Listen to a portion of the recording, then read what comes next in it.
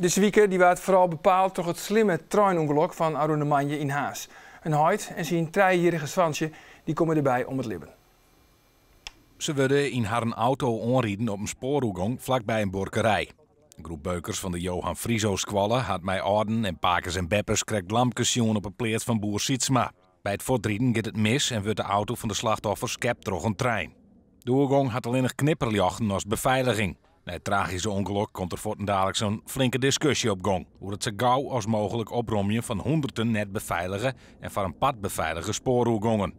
En nu is het een kwestie van uitvoeren en dat is daarvoor heb je geld nodig. In dit geval is geld geen probleem. Het is een kwestie van uitvoeringscapaciteit om dat te doen.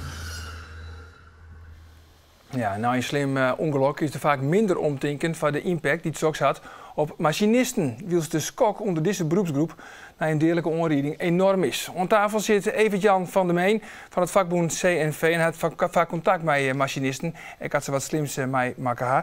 Van der Meen, welkom in de studio. Een treinongeluk, wat is de impact daarvan op een machinist? Dat moet enorm zijn. Ja, dat is enorm, want je rijdt met behoorlijke snelheid.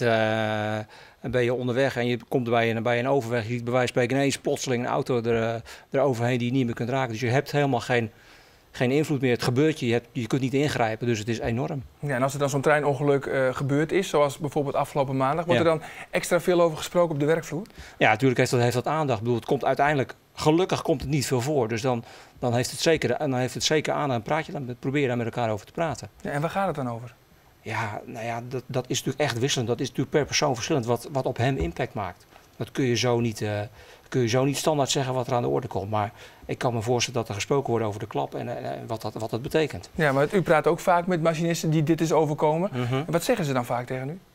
Ja, het is ook echt heel verschillend. En sommige machinisten willen daar gewoon echt niet over praten. Of ze het verdringen of ze willen niet over praten. En sommigen die komen echt los van wat ze precies gezien hebben. En anderen daar moet je echt de woorden, moet je de bewijs spreken uittrekken. Maar je moet de machinist gewoon zelf laten komen met wat ze willen vertellen. Ja, er zijn cijfers, want Elsie, je bent weer een soort treinongelukken. Timo, daar heeft de cijfers, hè? Ja, dus zeggen we even naar een oorzaak van het aantal ongelukken op het spoor in Nederland. In 2014 waren dat er 23, waarvan zo'n mij dierlijke aanrijding.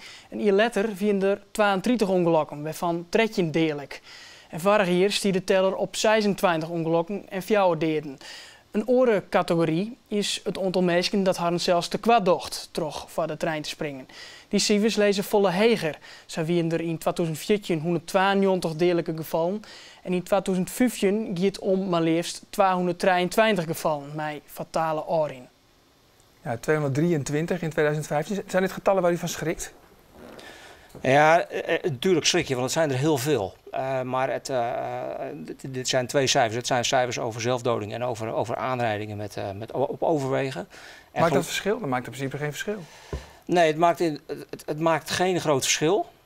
Maar ik denk dat wat betreft de impact van een spoorweg, dat eigenlijk die is wel anders. Want dat zijn mensen die er echt niet voor kiezen, laat ik het zo zeggen.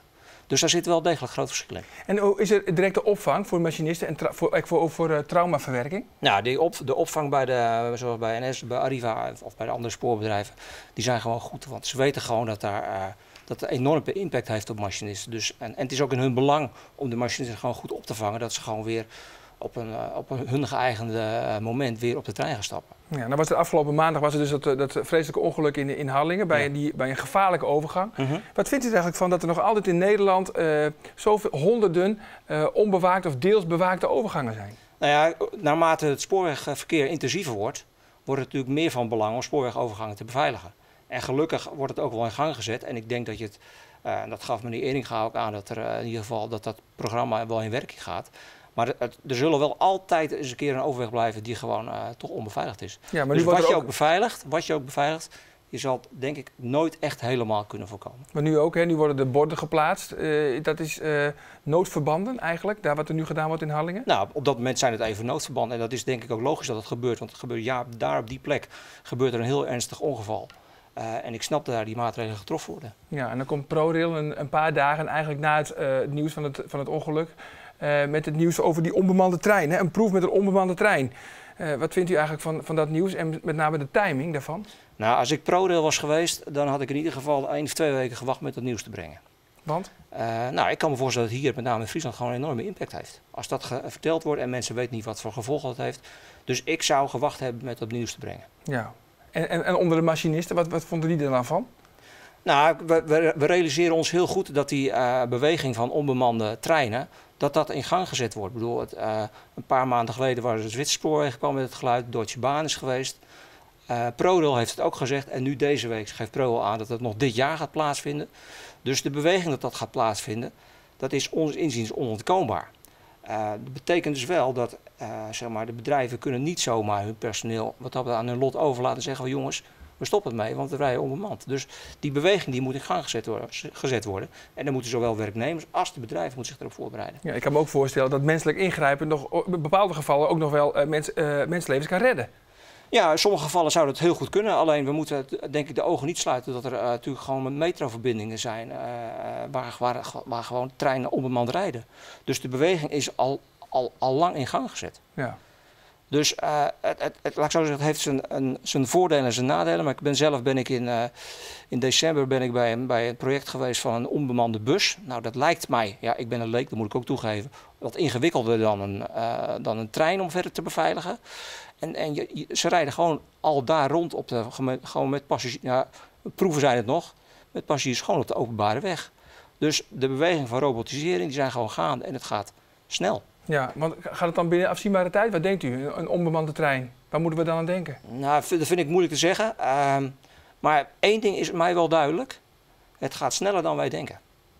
En die beweging is in gang gezet. En de tijdstip, het enige wat ons betreft de vraag is de timing, wanneer het gaat plaatsvinden. Maar niemand kan er ogen meer voor sluiten dat deze beweging in gang gezet wordt. Ja, en nog even terug dan op het ongeluk afgelopen maandag. Want het was natuurlijk groot nieuws hier in Friesland. Ja. Wat voor week heeft u eigenlijk gehad?